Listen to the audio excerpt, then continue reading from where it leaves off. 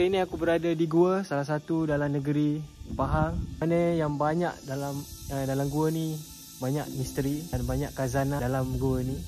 So kalau korang nak tengok apa yang di dalam ni, stay tune dengan saya. Gua ini menunjukkan bahagian dalam gua batu kapur yang gelap yang terbentuk sejak ribuan tahun yang lama. Menjelajah meneroka gua batu kapur yang gelap dan mencabar dengan hanya membekalkan lampu suluh dan sebatang tongkat. Setiap langkah buat aku rasa lebih dekat dengan alam. Serius, pengalaman macam ni memang kena rasa sendiri. Rasa macam masuk dalam dunia lain.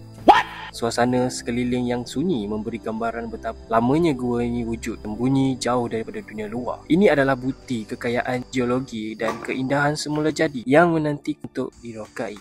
Okay guys, sekarang aku tengah chill dalam gua. Api pun dah nyala, perut pun dah lapar. So kita masak. Ni pengalaman rare dan kalau korang suka adventure, wajib cuba sekurang-kurangnya sekali dalam hidup. Tapi sebenarnya ini bukan sekadar aktiviti santai. Ia satu pengalaman menyatu dengan alam. Tenang, sunyi, cuma bunyi api dan hembusan angin yang menemani. Aku cuba tenang, sediakan makanan, tapi entah kenapa tiba-tiba rasa dipati.